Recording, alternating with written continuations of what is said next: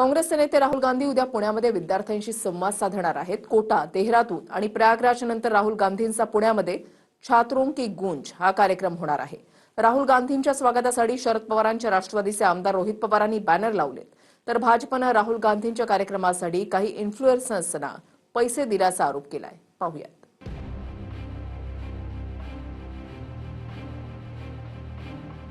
राहुल गांधींचा पुण्यामध्ये शनिवारी छात्रों की गूंज हा कार्यक्रम होणार आहे। या कार्यक्रमात राहुल गांधी तरुणींशी संवाद साधणार आहेत। शनिवारी दुपारी 4:30 ते रात्री 9:30 वाजेपर्यंत हा कार्यक्रम असेल। सुमारे 25,000 विद्यार्थिनींशी राहुल गांधी संवाद साधणार आहेत। पुणे पोलिसांनी 30 अटींसह या कार्यक्रमाला परवानगी दिली। या कार्यक्रमाच्या आधी काँग्रेस आणि भाजप नेत्यांमध्ये राजकीय आरोप प्रत्यारोपांना वेग आलाय।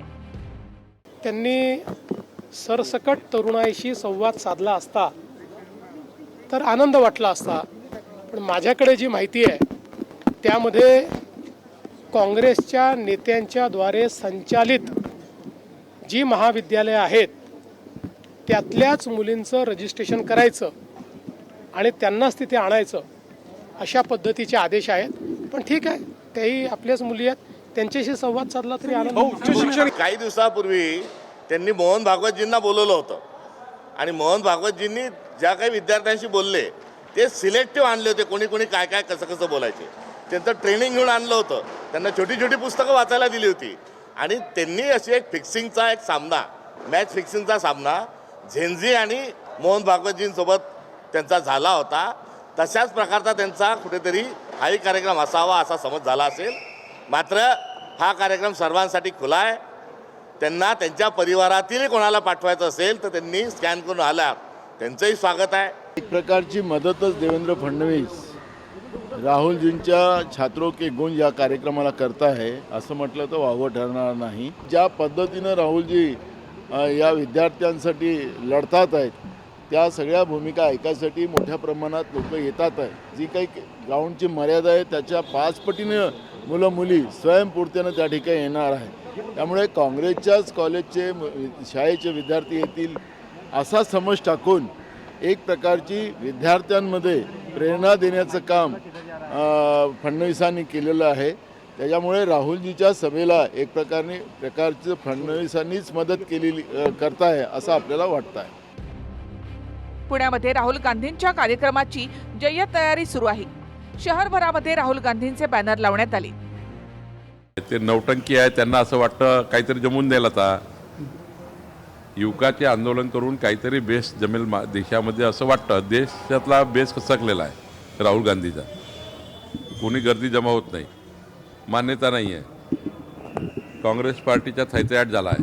त्यामुळं काहीतरी बेस पकडून एखादा मुद्दा हाताशी लागला तर लागला, गाजराची पुंगी वाजली तर वाजली, असं चालू आहे राहुल गांधीचं। ते जर एक कार्यक्रम घ्यायला, त्यांच्या संघटनेचा कार्यक्रम घ्यायला पुण्यात येत असतील तर एवढ्या अटी शर्ती कशाला? लोकशाही पद्धतीनेच येत आहेत, शांततेच्या मार्गाने येणार, भाषण करणार, मुलांची संवाद साधणार आणि जाणार, त्याच्यात गैर काय? त्याच्यासाठी अटी शर्ती म्हणजे मला कमाल वाटते। आणि पुण्यासारख्या ठिकाणी जिथे रोज म्हणजे कोयता गँग आहे, तिथे खून होत आहेत, अनेक वेळा मुलींचा विनयभंग झालाय, त्याच्यासाठी अटी शर्ती नाही। पण राहुलजी पुण्यात येत आहेत एक भाषण करायला आणि संवाद साधायला, त्याला अटी शर्ती, हे दुर्दैव आहे आणि हा डेटा माझा नाही। राहुल गांधींनी याआधी राजस्थानचं कोटा, उत्तराखंडचं देहरादून आणि उत्तर प्रदेशच्या प्रयागराजमध्ये छात्रों की गूंज हा कार्यक्रम केलाय।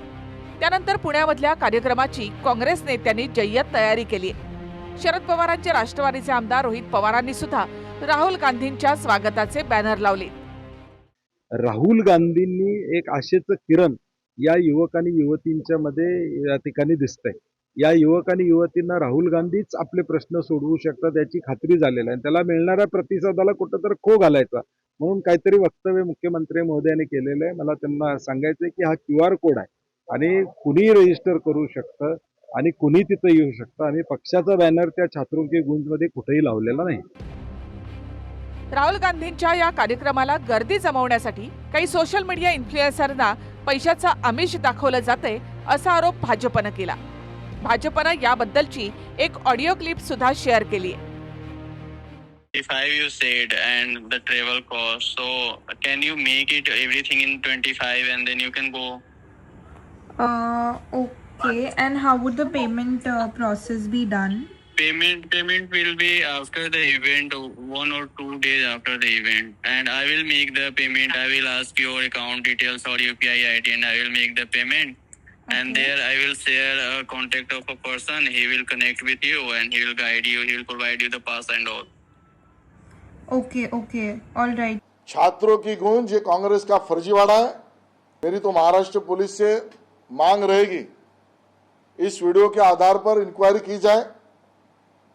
ये सामने वाला ऑफर देने वाला व्यक्ति कौन है, उसको किसने बोला है, ये किसके बात पर ये कह रहा है कि 25,000 रुपए लो और आ जाओ। ये पैसा कहां से आ रहा है, इंक्वायरीज की होनी चाहिए। जो ऑफर कर रहा है ये पैसा कोई संस्था से, कांग्रेस के कार्यालय से आ रहा है क्या, इसकी इंक्वायरी करे, या कोई संस्था से आ रहा है तो उसको फॉरेन फंडिंग तो नहीं है ना, इसकी इंक्वायरी करनी चाहिए असं मुझे लगता है। यांना दुःख होणं स्वाभाविक आहे, हे वेदनेनं तळपणं स्वाभाविक आहे। त्यामुळे अशा प्रकारचे बिनबोभाट आरोप केले जात आहेत। मूळ प्रश्न असा आहे की जे काही जंतर मंतरवर झालं त्यानंतर या देशातील तरुण, या देशातील विद्यार्थी, युवा ताकदीनं उभा झाला, यांच्या पायाखालची वाळू घसरली आहे आणि म्हणून ते म्हणतायत की हे याला इन्फ्लुएन्सरला पैसे देत आहेत, काँग्रेस प्रेरित। अरे काँग्रेस प्रेरितचा विषय कुठे आहे? इथे आम्ही बॅनरवर पंजा चिन्ह सुद्धा लावलं नाही। आता तुमच्या मोदींच्या इव्हेंटला गर्दी होत नाही, की राहुल गांधींना होते, की पोटदुखी आहे, त्यांचं म्हणे गर्दी जमवण्यासाठी इन्फ्लुएन्स जे आहे। मग आतापर्यंत तुम्ही काय केलं? मोदीने काय केलं? देवेंद्रजीने काय केलं? तुम्ही काय केलं? आता हे सगळं तुमच्यावरती उलटतं, त्याच्यामुळे तुमच्या पोटामध्ये मुरडा आला, किंवा मिरची गेली आहे। राहुल गांधी, आता तुम्हाला देशाचं पंतप्रधान होता येणार नाही। अंतराळामध्ये एखादा नवीन ग्रह शोधा, तिथं जाऊन पंतप्रधान पदाची निवडणूक लढता येते का ती बघा। कारण या देशामध्ये तुमची काय अवस्था आहे हे देशाने 3 निवडणुकीमध्ये दाखवून दिले। कारण तुम्ही ज्या पद्धतीची पप्पूगिरी करता, ती पप्पूगिरी बघता यापुढे देखील पृथ्वी तलावर तरी तुम्हाला पुन्हा पंतप्रधान होता येईल असं वाटत नाही। मुंगेरी लाल के हसीन सपने बघण्याचा कार्यक्रम राहुल गांधी 2014 पासून करतात, ते 2034लाही मुंगेरी लाल के हसीन सपने बघतील, 44ला करतील आणि 54ला देखील करतील। शनिवारी दुपारी होणाऱ्या या कार्यक्रमाच्या आधीच जोरदार राजकीय आरोप प्रत्यारोपांना सुरुवात झाली आहे। त्यामुळे उद्याच्या राहुल गांधींच्या कार्यक्रमाकडे संपूर्ण महाराष्ट्राचं लक्ष लागलंय। Bureau report, TV9 Marathi.